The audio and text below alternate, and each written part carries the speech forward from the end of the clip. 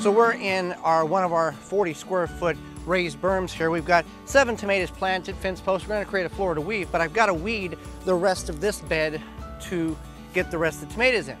So weeding is a very important process of gardening. It's just like any other job. There's certain things you like to do and certain things you don't like to do. Weeding to some people is therapeutical. To others, it's a pain and a hassle and they don't want to go about doing it. But why might you have more weeds than what you think you should?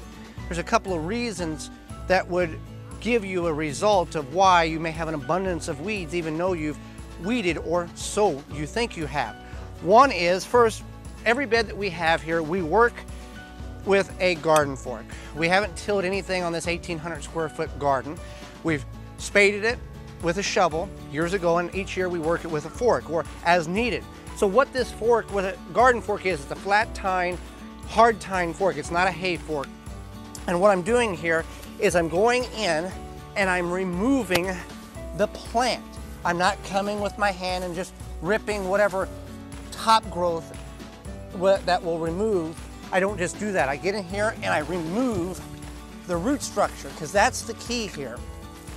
And a perfect example is this. It's a type of grass. It's very invasive, and if you just remove the top growth, it looks like you've done a good job. There's no foliage on the top of the ground, but beneath is a whole nother system of soon-to-be plants.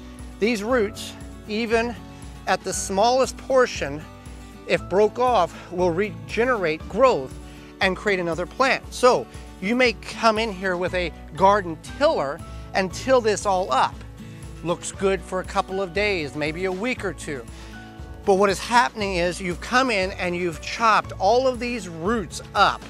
And now instead of one root system here, you've created literally dozens, or if not hundreds, of follicles of roots that soon will be new plants. So you may go and till your garden, think it looks beautiful and you got rid of the weeds, but what you're really doing is creating more weeds by cutting them, the roots out. So what can you do to prevent this? Well, you can mulch, you can use a weed barrier, you can do exactly what I'm doing, is going through and working each bed with a garden fork and removing as many roots as possible.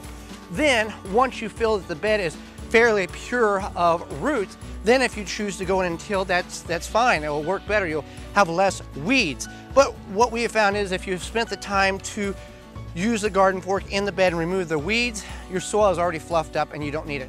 It's a lot of work. It's something you have to do every couple of years, but you're going to reduce the amount of weeds that is being introduced, or you're introducing into your garden, just with a little elbow grease and a little bit of time each year.